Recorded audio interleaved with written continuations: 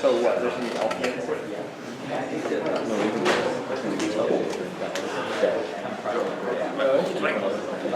So you don't even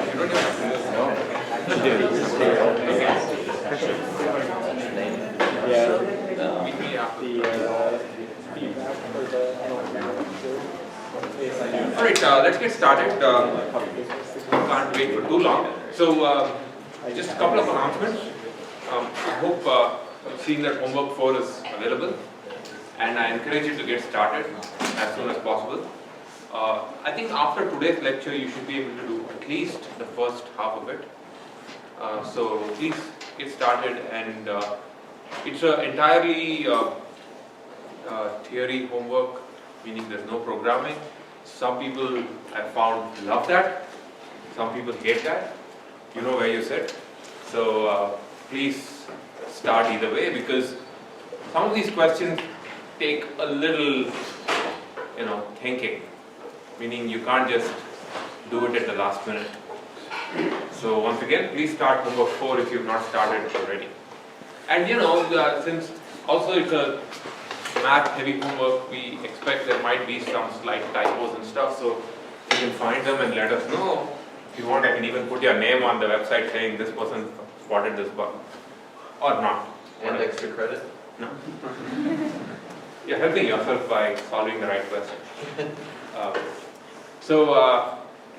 Anyway, the moral of that story is homework 4 is available. Please start sooner rather than later. I know that some people missed last class and want their exams back.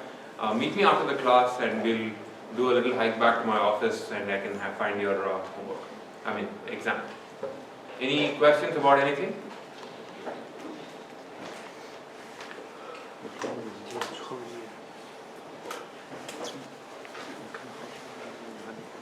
So after that relatively light set of announcements,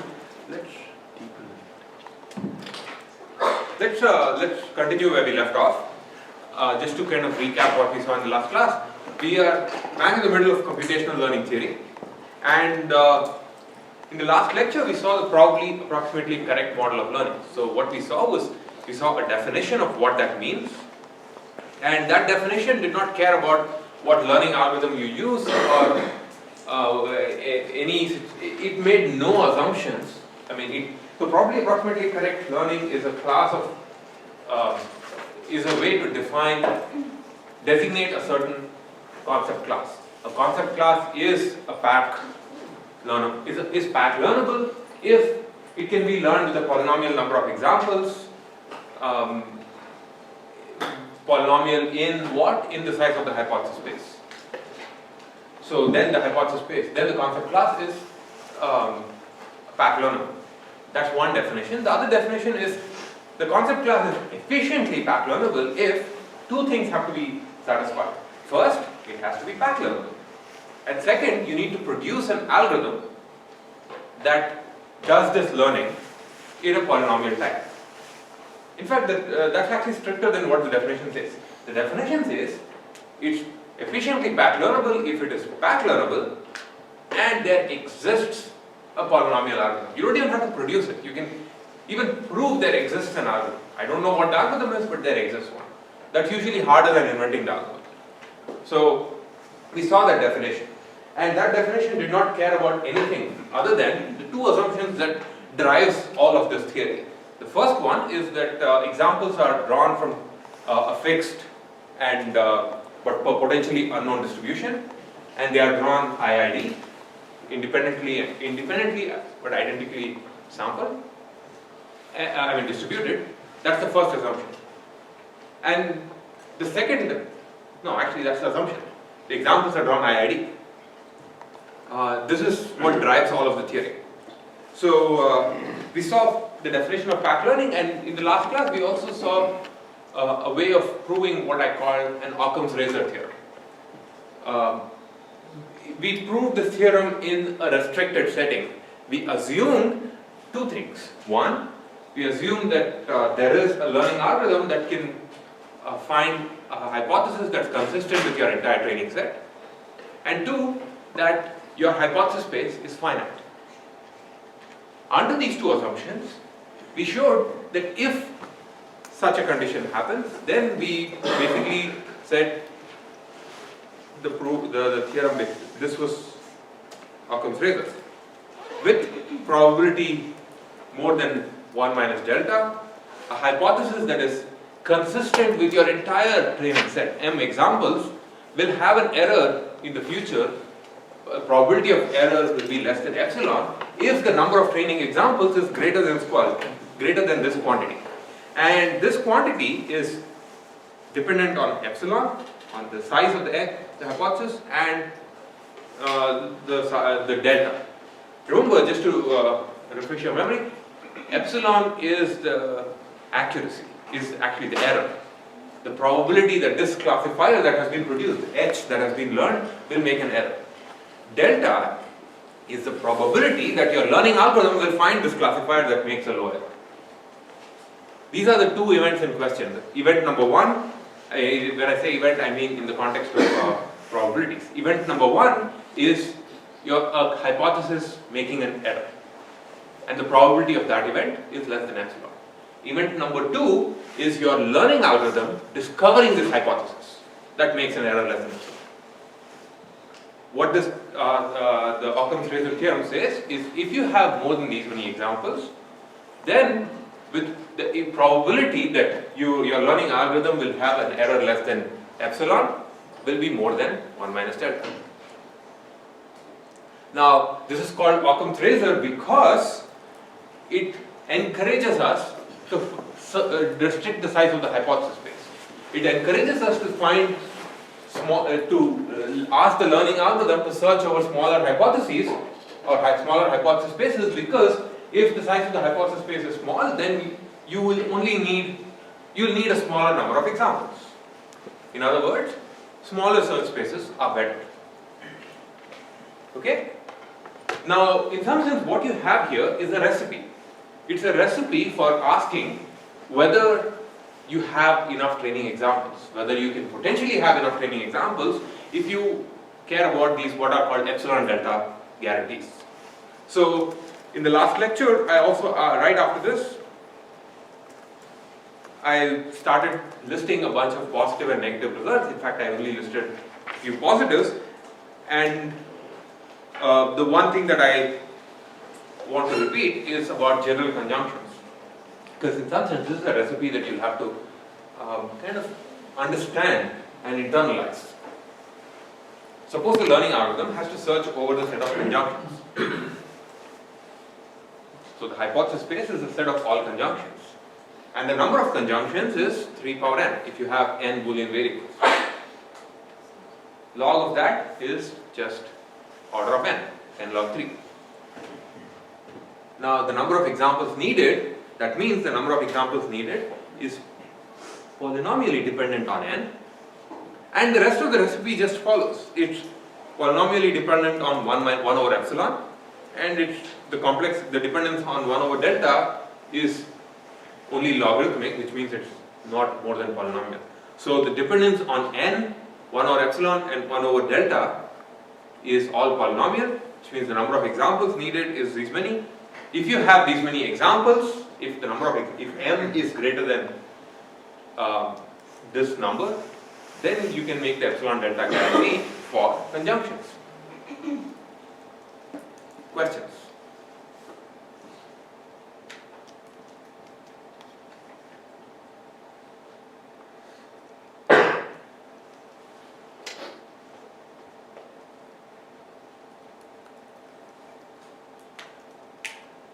The next thing to think about is, so what does this show? This shows that general conjunctions are pack learnable. That's good. We also need to show whether they are efficiently packed learning. What do you need to do to prove that it's efficiently packed learning? Yes, but what specifically? First, it should be backlearnable. Secondly, it should be polynomial in that. What should be polynomial? The time periods Of that will work. the learning algorithm. In other words, you need to produce a learning algorithm that has a polynomial time complexity. You need to prove the existence of an algorithm either by producing it or just proving it exists. Now, in the case of general conjunctions, it turns out it's not particularly, we're not going to care about it right now. It turns out if you can find any learning algorithm that is consistent, these results hold. Now, what is very cool about the packed learning framework is it makes these algorithm independent claims. I don't care what learning algorithm you use. If you can find me a consistent learner, the hypothesis produced by that learner will have this property. Now, you can learn conjunctions efficiently because they are linearly separable. You can always throw, for example, the perceptron algorithm. The perceptron algorithm will learn a conjunction and so all the guarantees show up. That's not a great statement because it's kind of involves a black box, and I want you to think about why what I just said is not an optimal statement, but let's move on. Alright, we spoke about 3 CNFs, and that's when the number of confused faces in the class became very big, and I asked you to go back and take a look at it. I hope you did, because I'm not going to get back into this again. It turns out 3 CNFs are also packed learnable. The number of in order to make the same kind of a guarantee, you need n cubed, like this log h is n cubed. It needs more examples, but you can pack for the same guarantee than general conjunctions, but it's okay. Are there questions about this? Not this particular slide, but anything about packed learnability, because we're going to kind of just jump deep into it next.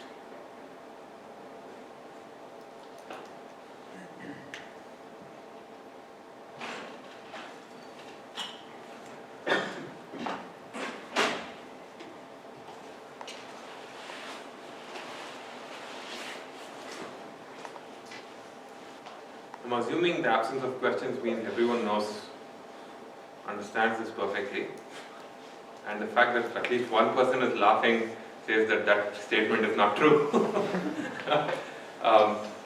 So please think of questions. I mean, if you have a question, I guarantee other people have the same question. So you're helping others.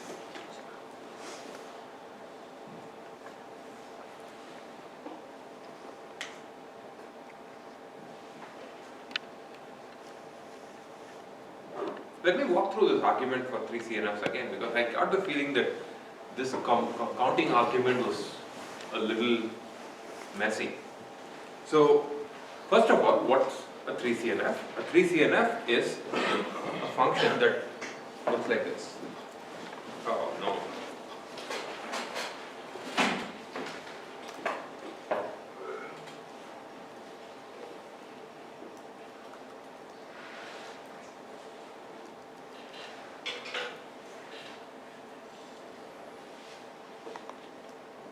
Function that looks like this. So you are allowed something, suppose you have variables x1, x2, x3 and so on. I can have x1 or not x2 or x3 and or not x45 and x. That's a 3 CNF.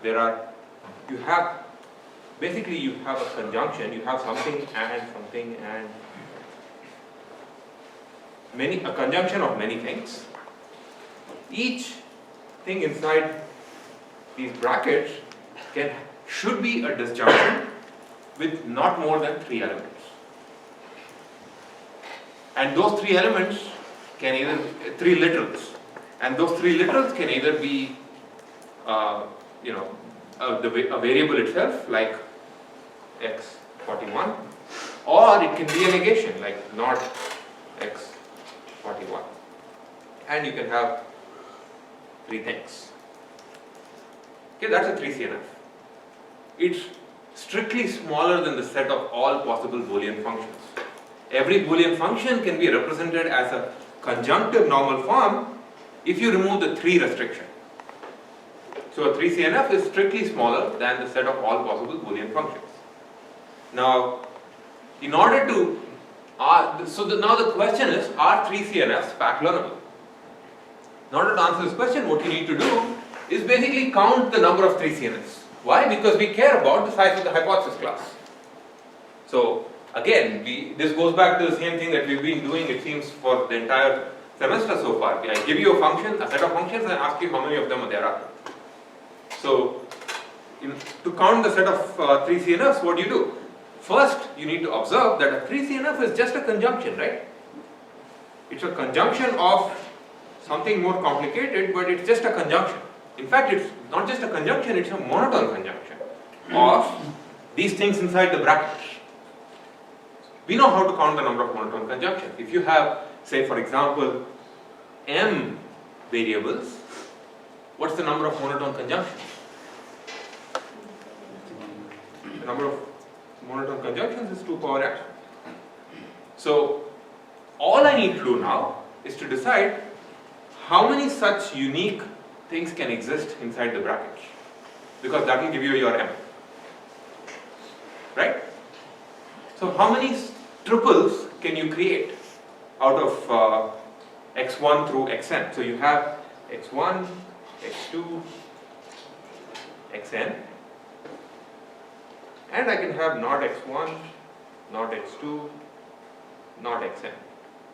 This is my set.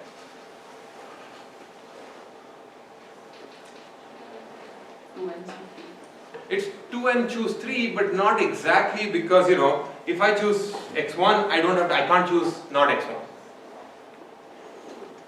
But 2n choose 3 is like more than the number of things, because you are counting things that should not be chosen.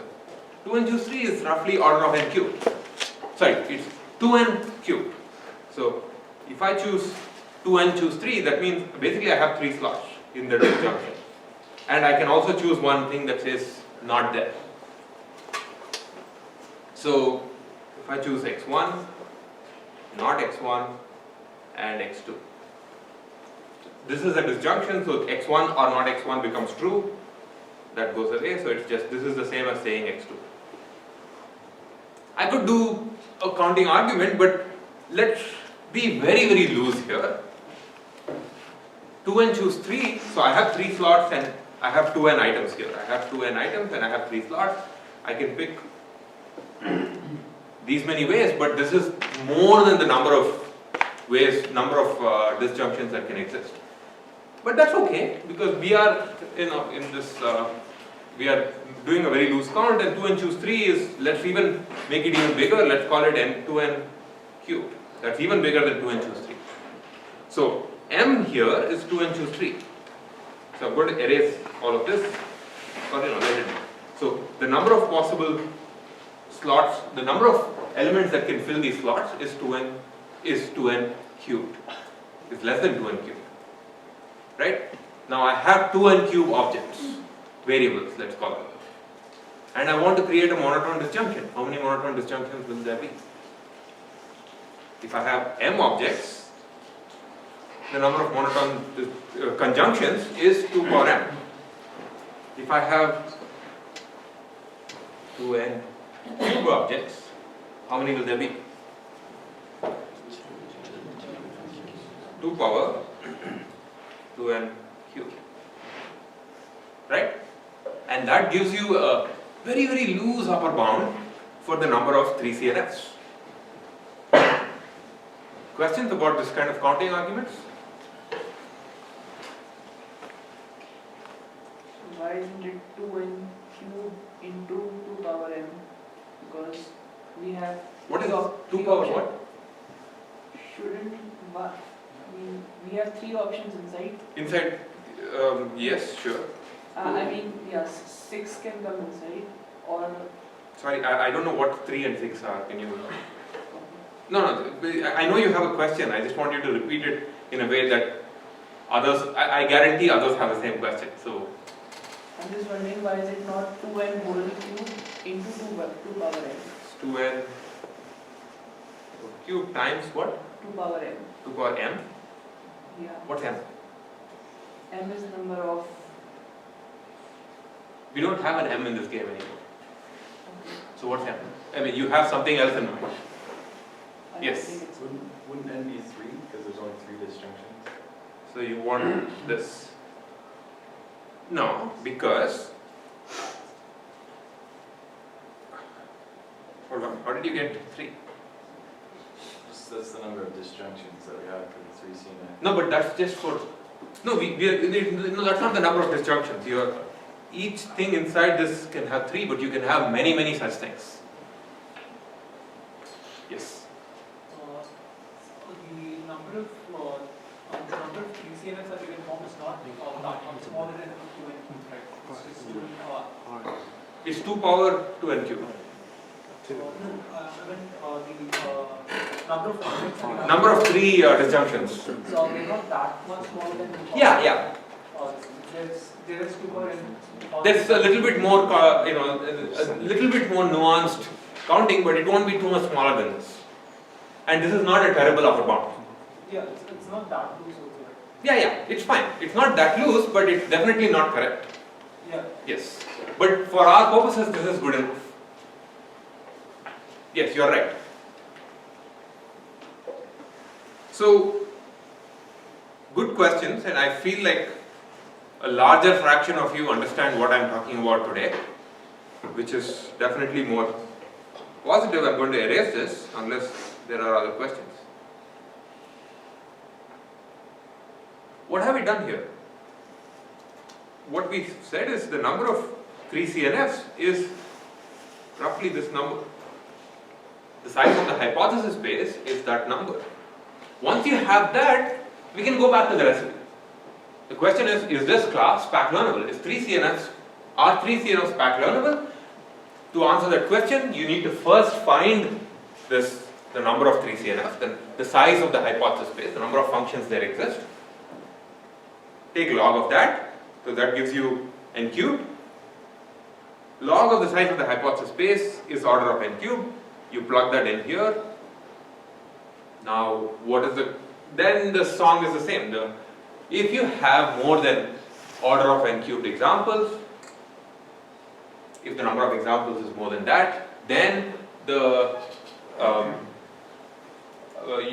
any learning algorithm that produces a hypothesis that is consistent with the entire training set with these many examples will have the epsilon delta guarantees. That's the same refrain. Make sense? If you have pretty much all pack learning theorems proceed in the same way. If you have more than a certain number of examples, then a certain learning algorithm which has some properties, in this case it's consistent with the training set, will have the epsilon delta guarantees. And I keep saying epsilon delta guarantees. What I mean by that is the hypothesis produced by the learning algorithm. The learning algorithm will produce a hypothesis that is consistent, whose error is less than epsilon. It won't always produce a hypothesis with that low error. It will produce that with high probability. How much? 1 minus delta. So with probability more than 1 minus delta, the learning algorithm will produce a classifier that has an error less than epsilon if you have seen more than these many examples. Actually it's those many up there. So you need to plug in log size of h into the expression up there. What this means is, if log of the size of the hypothesis space is polynomial in n, then every consistent learning algorithm will have, any consistent learning algorithm is good enough. Another way of saying this is that the sample complexity for this hypothesis space, this hypothesis class, is polynomial. So that's the word that you need to kind of understand, sample complexity. Sample complexity is simply how many examples are needed to make formal guarantees about this hypothesis class. So this means if the sample complexity is polynomial, the learning algorithm, this hypothesis class is pack learnable. Are we done? You are shaking your head, so I'm going to pick on you. We need to find a learning. Well, you already said we found learning algorithm. Did we? We need to find a polynomial learning. That's right. This says that the hypothesis class is pack learnable. You need to find a learning algorithm that is also polynomial. Or actually, you need to find one. Think about it. Alright? So, that's where we were in the last class. Let's do one more exercise of the same kind. General Boolean functions. If you have n variables, how many Boolean functions are there? 2 power n. Log of that is 2 power n. So log of the hypothesis space is 2 power n. What this means is that general Boolean functions are not pack learnable. Why? Because general Boolean functions require an exponential number of examples to make the epsilon delta guarantees. It doesn't matter if your training algorithm produces a classifier that's consistent. If your search space is general Boolean functions, then I do not accept your guarantees, because you need an exponent. Sure, in fact, let me put it this way. If you have 100 dimensional examples, you can make the pack kind of a guarantee with a consistent learning algorithm only if you have seen more than 2 power 100 examples. Right? So that's a lesson for you for trying to, serves you right for using general Boolean functions. I'm not going to make any more proofs about different hypothesis classes. You should try to prove these statements by yourself. It's actually not that hard. It will force you to kind of refresh your discrete math and all that stuff. We proved the statement for 3 CNFs. Turns out k CNFs are also pack learnable. I can also ask k clause CNF. Remember, a CNF had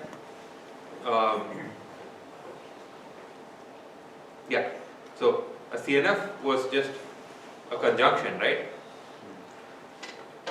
In a 3 CNF, we said everything that I have written as a line there can have no more than 3 elements, 3 litters.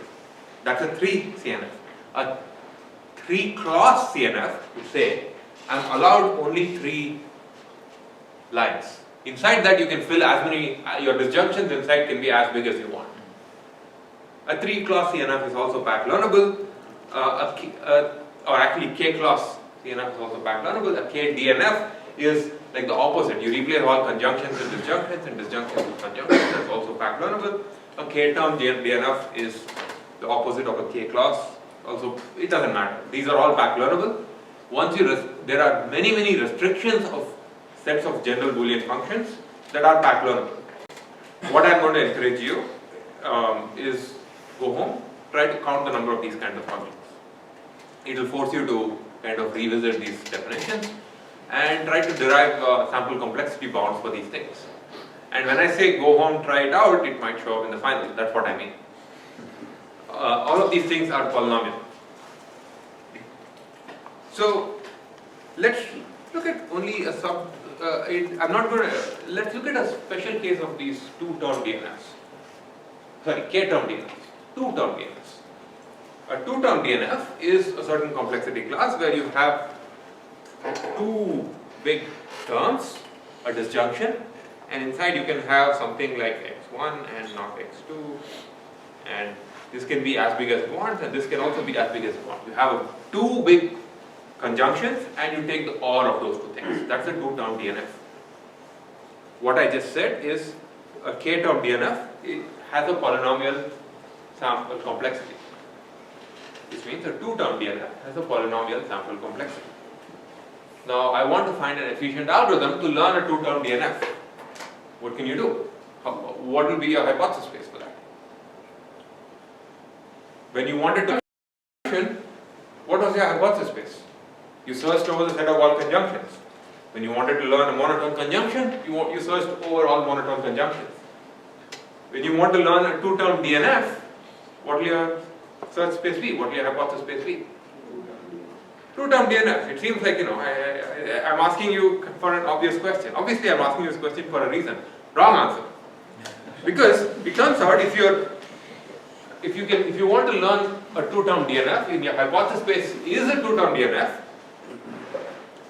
there is no learning algorithm that will find you a consistent classifier, which is so weird. This is an example of where this hypothesis space is pack learnable, but provably not efficiently pack learnable. This hypothesis space has a polynomial sample complexity, but a prohibitively large computational complexity for learning. There is no algorithm that exists that can find a two-term DNF that is consistent with your training set and will only take a polynomial amount of time. Is that weird or what? It requires only in some sense what this means is a polynomial number of examples has the information to discover a consistent classifier. But there is no algorithm that can find the consistent classifier using that information. So from an information theoretic point of view, life is good. But from a computational complexity point of view, not so much. What that means is that the k-term DNF, even a two-term DNF, so in general a k-term DNF, is not efficiently, or some people call it properly, pack learnable. There's a way around it actually, and I'm not going to go over this argument because it's somewhat subtle and I've already done this argument once before. It turns out a two-term DNF is a subset of all k-CNFs, like 3 CNFs. You remember the 3 CNFs that we kind of covered in detail a while back? A 3-term DNF is a subset of 3 CNFs. I already told you, you can learn 3 CNFs efficiently. There's like an outline of how you can prove it. I'm not going to go over it in class, but check it out.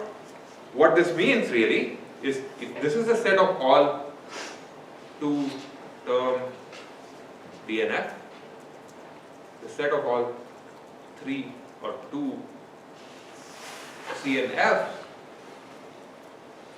is bigger than that. This small set has an exponentially large computational complexity to find a consistent classifier, but this larger set is easier to search. So you have a small set, it's hard to find a consistent classifier inside that. You have a larger set that contains it, and it's okay. This is one of those weirdnesses when it comes to learning algorithms, or learning theory. You have a smaller search space, and the theory tells you that you can't search in that smaller search space. There is another search space that contains the smaller one, and you can find the classifier efficiently inside that.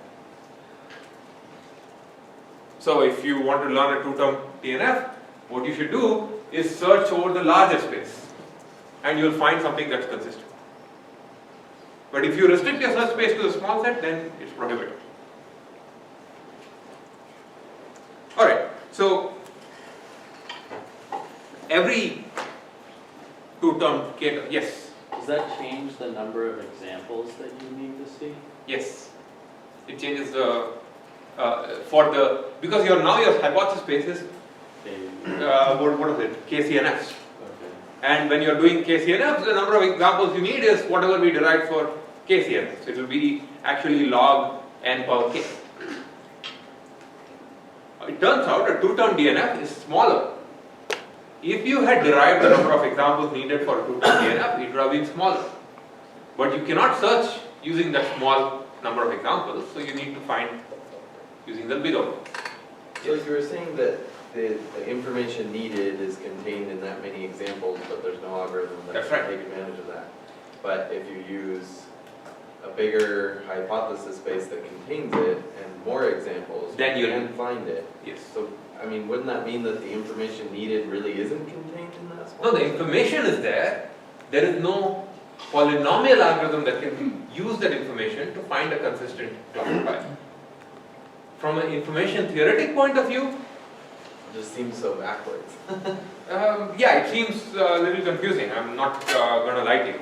It seems a little irritating because the information is there, but you can't reach it. So it's like saying if I want to find my pencil or something and I know it's right here, I have to look in the whole room. That's right.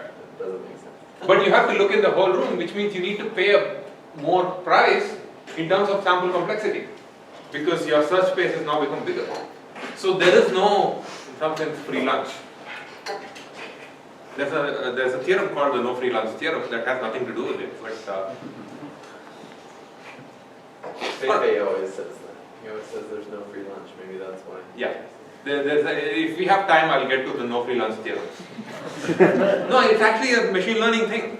Seriously. I'm sure it was made by grad students. Alright, so this is the point. I care about a concept class and yes.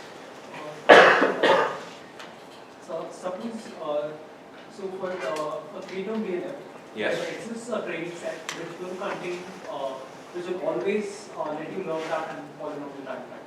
So, No. Not polynomial time. In fact, that's the opposite of what I said. For k-term, let's just take 2-term DNFs. For a 2-term DNF, the statement, here are the two statements. For a 2-term DNF, with only a polynomial number of examples is enough to make the following statement. If there was any consistent learning algorithm, so what I'm saying is like, when you mean if there is any consistent learning algorithm, you mean for any training set? for every training For set. every training set. Yes. But there exists a subset of training sets for which there exists a learning algorithm, right? Your problem with DNFs is because, because you're learning a disjunction, you're not able to eliminate clauses, you're not entirely sure where your particular answer comes Sure. from, right? Yes. So, if your subset of examples is such that it allows you to do that, Which subset are you talking about? Let me try to. I'm not talking about subset in terms of training example. So, So, let's say you have, this is your training set. Okay? And I'm using these examples, and what, let me just write down the two statements. Go on. Yeah. So I understand that there doesn't exist an algorithm that can learn with every training set, but Oh, you're saying there may exist some special case in which it will learn. there exists a certain subset of training examples for which there exists. But how do you know? You're using too many existentials, so let me try to parse what you said. You're saying there exists a training set for which there exists a learning algorithm that's efficient. I'm saying that there exists a learning algorithm, but it's not learnable over the entire, like all training. Every possible training. Okay, sure, that's entirely doable. In fact, but you're right. So there may be a certain training set for which you can devise a certain algorithm. Isn't it like a subset of it? Like, Possibly, but you don't know which subset. like it will be in the subset in which each, like. How do you know? You need to try out all possible subsets. In the worst case, because you don't get to control which examples show up. Right? You don't get to control. So remember the two things that we have given up control of. We don't control which examples show up. The examples are sampled independently and IID from the underlying distribution. And we don't get to control what the function is, the oracle function is. Which means if you're designing a learning algorithm that needs to be aware of the subset of examples or the oracle function, that means your learning algorithm is not general for that entire concept class. Let's take this offline because I feel like you have a question that is somewhat subtle. And I feel like this might not be the right medium. So let's discuss this after the class. Anyway, this is just another example where I think it's important to think about representation. Sometimes, and this happens actually quite often, sometimes a concept may not be learned using a certain representation. When I say representation, I mean a function class. But if you just change the representation, you move to a more expressive class of functions, the concept class becomes learnable. Probably by paying more examples, but at least it's learnable. We saw another example of this before, where we ended up using this linear classifiers to learn, I think it was, it may have been some sort of a DNF, a restricted DNF actually. Okay? So, yeah, for conjunctions, for example. So Yes. what is the meaning of expressive or expressiveness? So, a two-term, this picture here, a 2CNF is strictly more expressive than a two-term DNF because there are functions, because it contains all of these. There may be functions that are outside. So it's more expressive because it may express more functions. It's not strictly, by the way. I have to think about whether it does strictness holds. Anyway, alright. So it turns out there are two kinds of negative learnability results. The first one is complexity theory, or from the point of computational complexity. This is an example of what we saw just now. There are certain concept classes that cannot be learned because the time complexity is prohibitive. Another way of saying this is it cannot be learned unless P equals NP. And there are certain concept classes that cannot be learned from the information theoretic point of view. Because the concept class is so rich, it's so expressive, like all disjunctions, that merely a polynomial number of examples is not enough to make the fine-grained distinction between the functions. Okay? So, and we can, what I have, what we've seen in the class so far is mostly the second kind of thing. A proof of the second kind. In order to prove that information theoretic thing, you just need to count the number of functions applied in the sample complexity bound and say that the sample complexity is not polynomial, so you cannot learn. Proving the first kind of thing is way more subtle. It's going to take a lot more effort. Typically, it involves a proof that something is non-NP, NP hard or NP complete. But let me list out a couple of examples of these things from the complexity theoretic point of view, which means not efficient.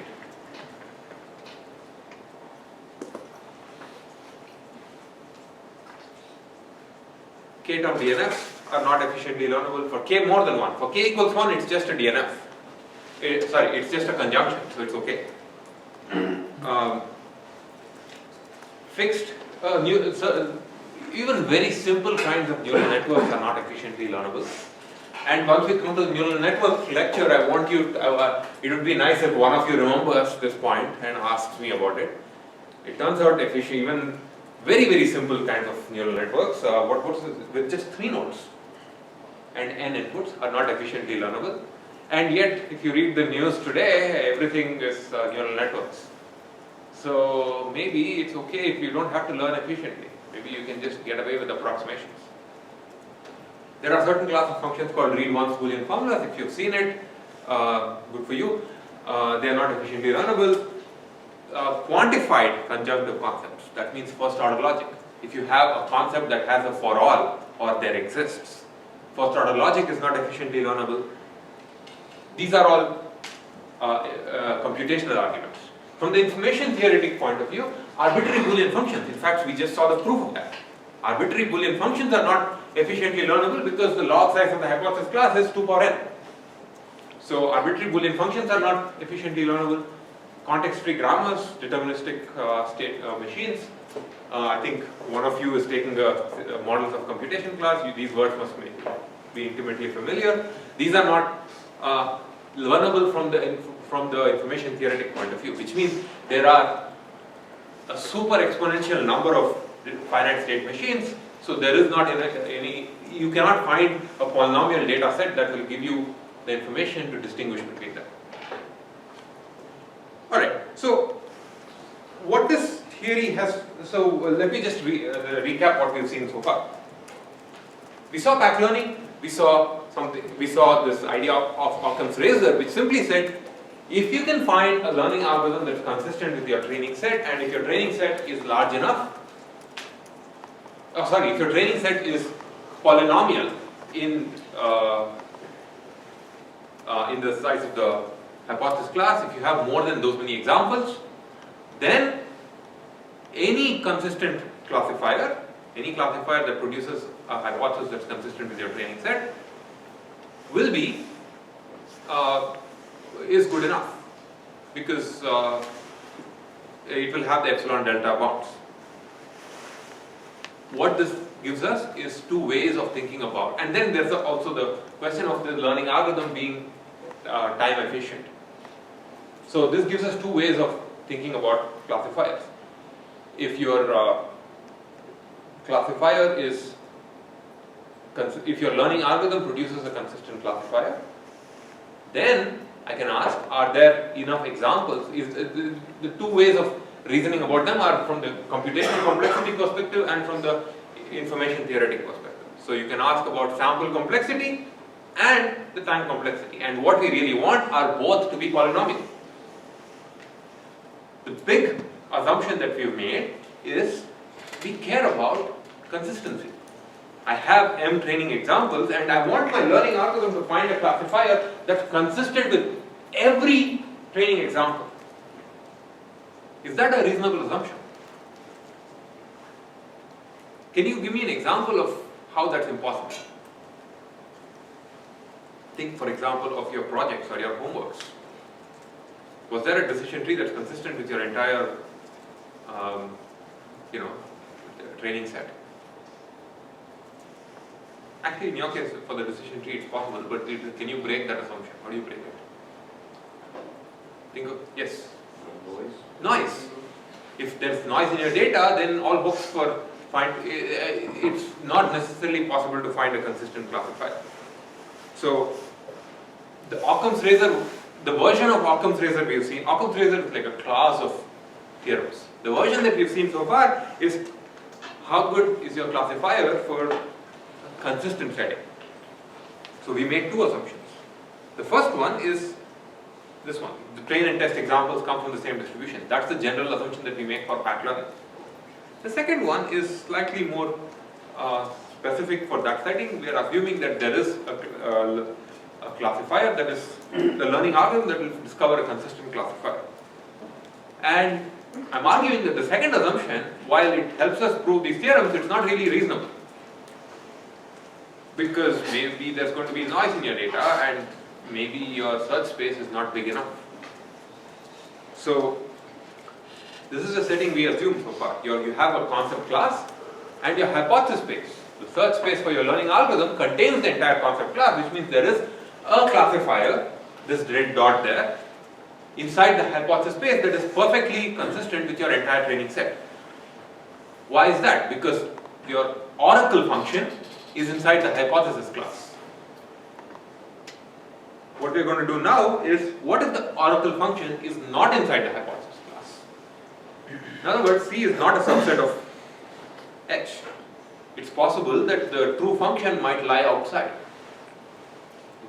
This setting is called agnostic learning. You have a search space and you're agnostic to whether the oracle is inside that search space or not. We're still in this domain of finite hypothesis spaces now, but I would argue that this is a more reasonable setting because you never know what your concept class is anyway, right? If I just give you a data set, you're not going to know what the concept class is. You don't know where the true function lies. Instead, what you do is you make a guess to the hypothesis space and you hope it's good enough. So there's no guarantee that you will find a classifier in your hypothesis space that's consistent with the training set. Is the setting, does that make sense? Is the setting clear? Questions?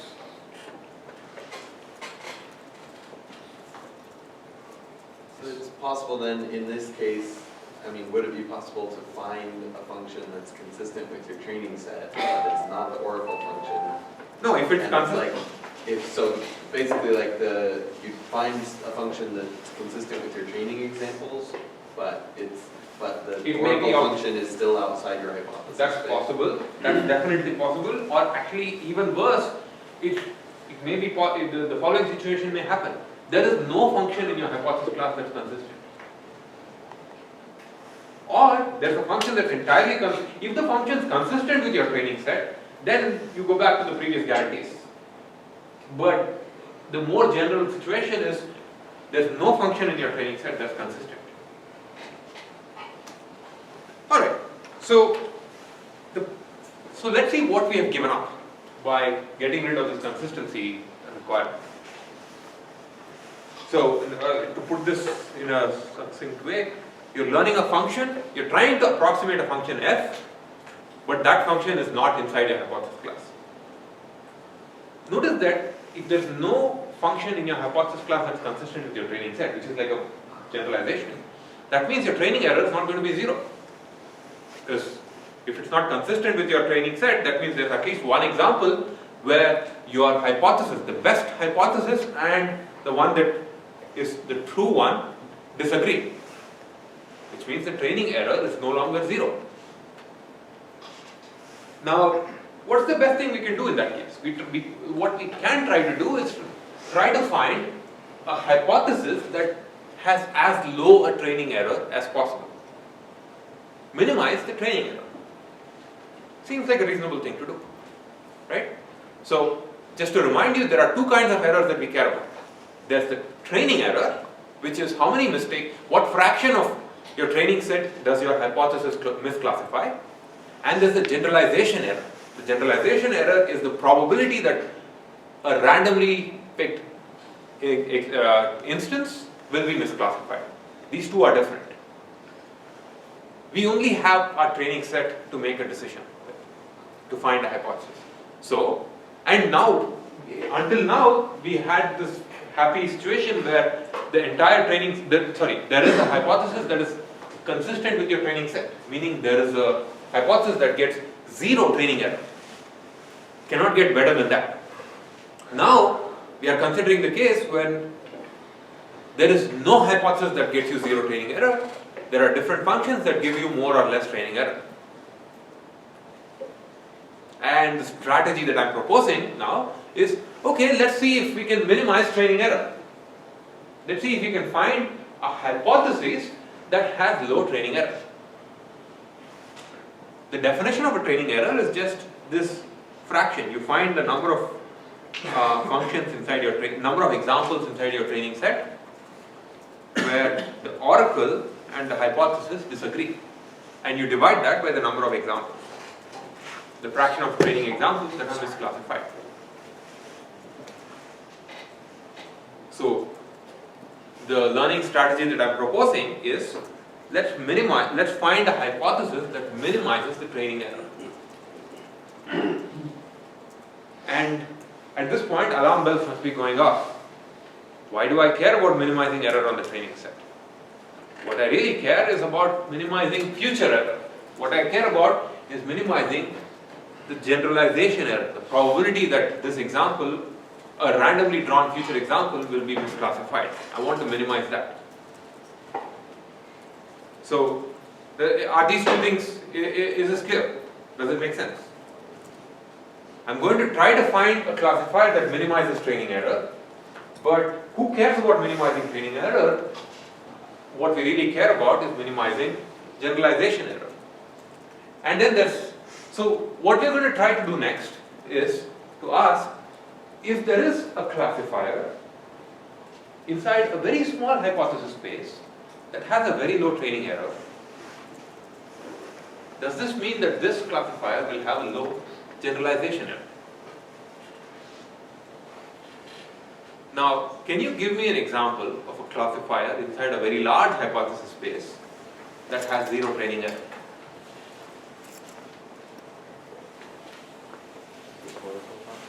I don't have the oracle. I'm asking you for invent a learning algorithm that trivially has 0 training error. Yes? Store all the examples. Just store all the examples. A table, a database. A database has 0 training error. Why? Because I just remember that example, and when the new, assuming no noise of course, but I just remember that example, and if I'm asked to evaluate on that example, I just look up that row, look at the label, and that's the prediction of this hypothesis. Now, how big is that hypothesis space? It's arbitrarily large. So that's a lousy hypothesis space, and that's going to have 0 training error. Not good enough. Why? Because it's a big hypothesis space. What we really care about is, if I pick a small hypothesis space and find a function inside the small hypothesis space that has low training error, will that classifier have low generalization error? And now what I'm going to do is show you that such a thing is possible. In order to prove that, we need to get into this discussion about tail bounds. Some of you may have seen this stuff before. If not, I'm going to do a very quick and hand-wavy introduction. Tail bounds are just asking how far can a random variable get away from its mean. So if you have these distributions, these kinds of pictures must not be very uncommon. You must have seen these things. If you have these probability distributions, the tails of these distributions are basically the regions where you get far away from the mean. And really what I'm asking is, a tail bound is trying to quantify, if I pick a point randomly from this distribution, what is the probability that it will be very far away from the mean? So it turns out that there are a whole series of inequalities that some of you may have seen, hopefully most of you, in an ideal world all of you, have seen at some point before. And there are these kind of inequalities that actually bound how much of the probability mass is in the tails. The simplest of them is called Markov's inequality. It says the probability that a random variable x is more than some number a is less than the mean divided by a, the expectation divided by a. So it's saying what is the probability that a non-negative random variable exceeds a certain value. I don't care what the distribution is, whatever notice, like Markov's inequality is just amazing. It does not care what the distribution is. It just says a random variable being more than some number a has to be less than the mean divided by a. I don't care what the distribution is. Now using Markov's inequality, you can prove a tighter bound called Chebyshev's inequality that says the probability that a random variable is far away from its mean. How far away? More than k times the standard deviations. More than k sigmas away from the mean is less than 1 over k squared. What Chebyshev's inequality says is, again, this is seriously an amazing thing because it does not care about the distribution. It simply says, I don't care about the distribution. The probability that your random variable is more than k standard deviations away from the mean falls very rapidly if k is small, if k is large. The probability that a random variable is 100 standard deviations away from the mean is less than 1 over 100 square. I don't care what the probability distribution is. These are, I mean, how many people have seen Markov's and Chebyshev's inequality before? Cool. How many people internalize it? How many people can just know how to use it? About 1.5 people in expectation. Yes. I wasn't the one that internalized. I had a Oh, then half a person. Because I saw half raised hands before. Yeah. How do you say that it doesn't matter about the distribution if you're taking into account sigma? Because I can always calculate standard deviation. right, but standard deviation is what kind of defines the shape of the distribution. Yes, it shapes it just like the mean. It's the second moment. The second moment is defined for any distribution. It's the expected value of the deviations. So it's from the mean. It's defined for any distribution. I agree. So actually, no, I don't agree. The standard deviation exists for any distribution. I think you're thinking of the normal distribution. No, what I'm saying is that if you don't care about the shape of the distribution. No, we do care about the shape of the distribution. Okay. Yes. It's an unknown distribution. But of course we care about the shape because sigma kind of gives you an idea of the shape. Yes. But what I'm going to argue is that, yeah, these are pretty awesome statements and they give you a lot to think about, but this is not really what we want. What we need are a way to bound sums of random variables. So think about the training error. The training error is actually, let's write down what the training error is.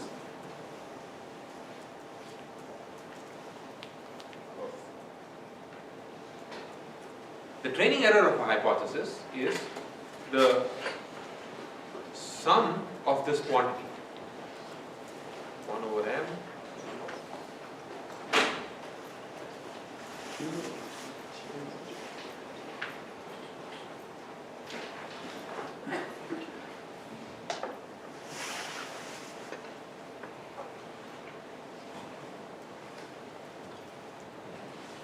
You have a running counter, and this is a sum over this counter. Every time you make a mistake, you lose a point, and you add that up and you divide by the number of examples, and that's your training error. I see a raised hand. Sorry, I'm confused. Does Markov's inequality, does it have to be a Gaussian distribution No, of Markov's? It doesn't. It has to be a non-negative random variable. So Gaussian, exponential, all these things. So a training error is this quantity here. It's the empirical mean in some sense of the error. So what we really care about is how far can the training error be from the generalization error. So think of the generalization error as this sort of a mean, the mu sort of thing. And your random, what if you start thinking of your training error as a random variable? The training error is a sum of a bunch of things. Your random variable now is a sum of a bunch of things. And you're asking, how far can this sum be from the expected value of that sum? Because the generalization error is simply the expected value of the training error. And more importantly, we are asking how far can this sum be from this expected value as the number of elements in the summation grows bigger. If you have many training examples, if m is very large, how far can the empirical mean be away from its the actual mean? The answer to that is another inequality called the Hefting's inequality. Some people, it's also called the Chernoff-Hefting inequality. If you're a grad student, you'll have to kind of do some heavy lifting using Chernoff-Hefting in your homework. Hefting's inequality is a way of bounding how a sum of random variables moves away from the mean. So think of coin tosses. For a coin, let's say you're tossing a coin. P here is, and let's say the true bias of the coin, the probability that the coin shows heads is P. Okay? So it's the true mean. We don't have access to it, but it exists. The probability that the coin shows heads is P, and you toss a coin m times. And you ask, and P bar here is the fraction of heads that you see. It's the empirical mean computed over these m trials. So your coin toss here is just one draw from that true distribution with probability of heads being P. That makes sense. Is the situation, is the setting clear before we actually get into the expression? So this thing here is the empirical mean, simply the fraction of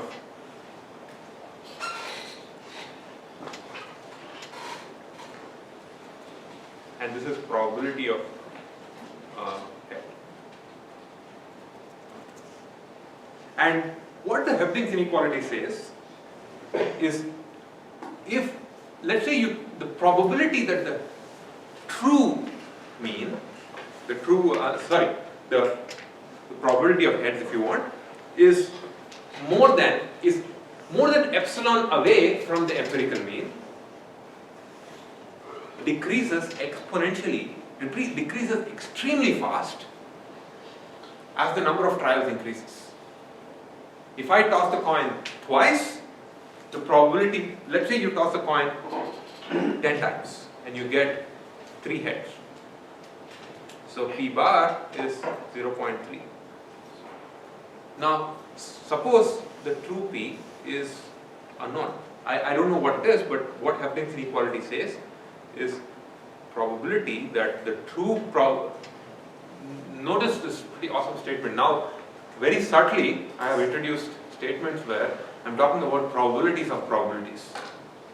The probability that is more than 0.3 plus epsilon is less than equal to e power minus 2 times 10 times epsilon square.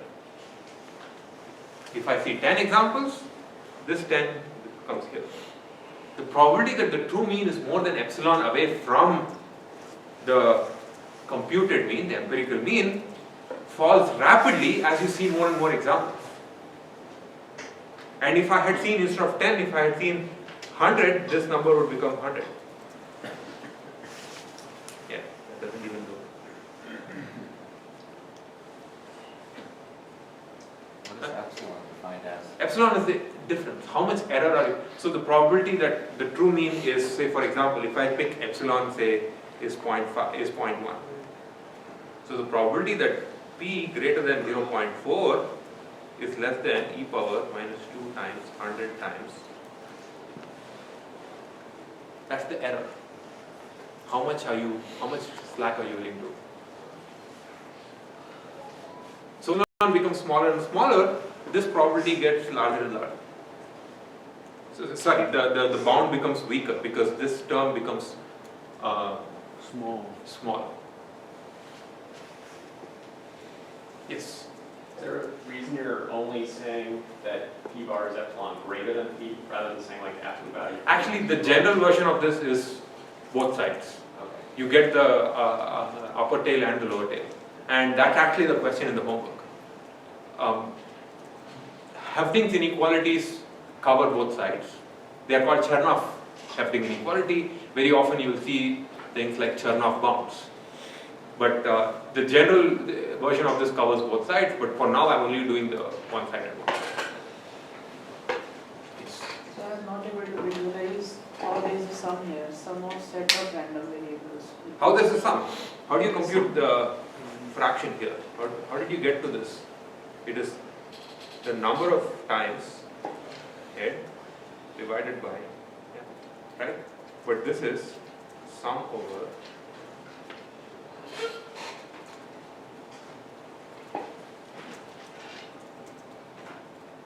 indicator. I'll tell you what this symbol means.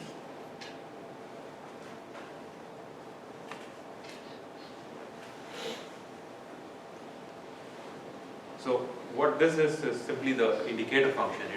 It tells you the value is 0. It produces a 0 if the coin toss is a head. It produces a 1 if it's a head, otherwise it's a 0. So it's a sum over m terms. In some sense, it's a sum over m observations, and this summation, if the summation goes to infinity, this is the mean. So you're asking how far is the empirical mean away from the expected mean as a function of the number of observations, where the empirical mean is computed using the observations. So how is this connected to what we care about? Notice that this p bar here, the empirical probability of heads is like our error. Think of error as an event.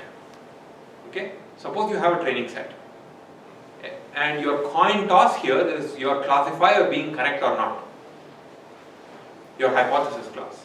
So your function is either right, the hypothesis is either correct or not, and you make this measurement m times. For every training example, you may ask, was your hypothesis correct or not? That's your, and you divide by the number of examples, that's your training error. That's like your p bar. There is a true error. We don't have access to that, but there is a true error for that hypothesis. And what we would like to know is, what is the probability that the true error is too much more than the observed error? And what Hefting's bound tells us is that as you make more and more observations, in other words, as your training sets get bigger and bigger, your true error will not be too far off. So let's work through this argument.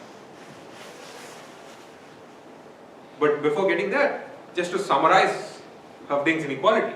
Hefting's inequality tells us that your empirical mean is not going to be too far away from the true mean if you have many observations. And not only does it tell us that, it also says how fast will this converge. If you have 100 examples versus 10 examples versus a million examples, how fast will this empirical and the true means, how far will your empirical mean converge towards your true mean? How fast? Exponentially fast. Because the probability that they will differ more than epsilon is less than e power minus 2 m epsilon square. So let's try to use this. Let's go back to agnostic learning. The training error, as I said, think of in the coin toss example, the event of concern was you toss a coin and you check if it's heads or tails. Now map heads to error and tails to not error. And your coin toss is, you have this one hypothesis. Let's first consider just this one function that we want to evaluate. What you do is your coin toss is, does this hypothesis make an error or not on this particular example? That's your event. Right? So, your hypothesis making an error is f of x equals not. This is your event for error. On this particular example, has your function made an error or not? That's your coin toss. What is your true, the true error of the classifier? The generalization error is simply the expected value of this quantity.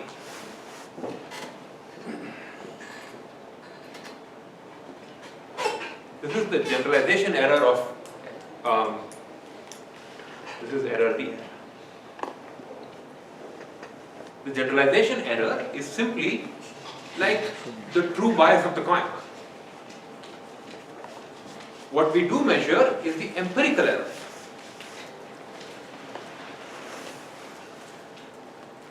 The fraction of times, in the previous case, the fraction of heads that we got. Now we are asking the fraction of times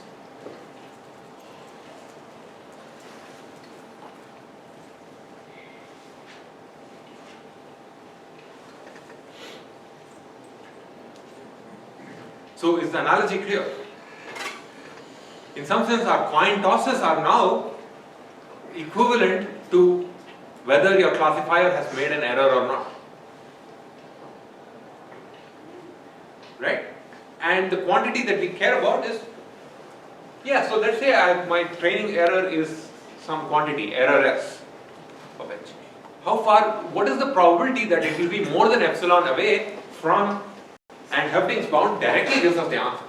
Tells us that this will not, the probability that your true error will be more than epsilon away from the empirical error is less than 2 power minus 2 m epsilon square, where m is the number of training examples. All you have to do to kind of make this analogy work is to think of error as your coin toss, error as getting a heads in a coin toss. Has anyone seen this before?